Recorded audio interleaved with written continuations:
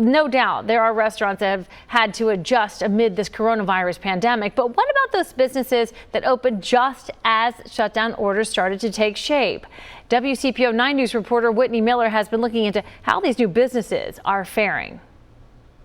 The new owners say when they reopened, the first 2 weeks was amazing, but then those shutdowns began and the dine-in had to stop, so those sales went down. But the owners here say they will continue for as long as they can. At Wayback Burger in Westchester, everything is fresh, never frozen. The crew is still learning how to give burgers the old school treatment. I love all the people. It's just a really good environment. The restaurant officially reopened under new ownership at the end of February when Court Aiken and his wife bought the franchise. That was just before coronavirus shutdowns started to ramp up. Still expecting a lot of people because we are like new and like the hot thing, you know. But after 2 stellar first weeks, March 12th hit and it was like somebody turned off the lights. Aiken had to cut back some of his employees' hours. The decline in sales was concerning considering he and his wife had invested tens of thousands of dollars in getting the business up and running. Took everything that we had and said this is what we're going to do, and then coronavirus. and then coronavirus. Despite it all, they kept pushing, relying heavily on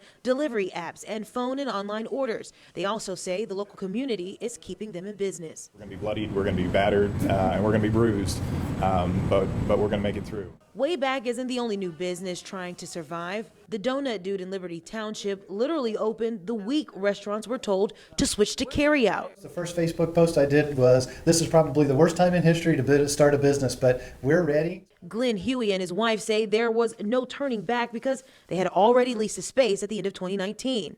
You guys have my favorite donut. It's a business the couple say they've dreamed of opening for years. They don't have sales numbers to compare it to, but Huey says it has been a steady flow of customers. We get people all the time that come in, oh, you're so glad you're open. We know it's a bad time. The Hueys have also implemented some changes to slow the spread of COVID-19, asking customers to come in only 2 at a time. Each night we go over everything and make sure that it's cleaned according to the guidelines. Huey says he's still shocked by the number of people that keep coming by to support his small business. That kind of support, you can't get by without that. Whitney Miller, WCPO 9 News.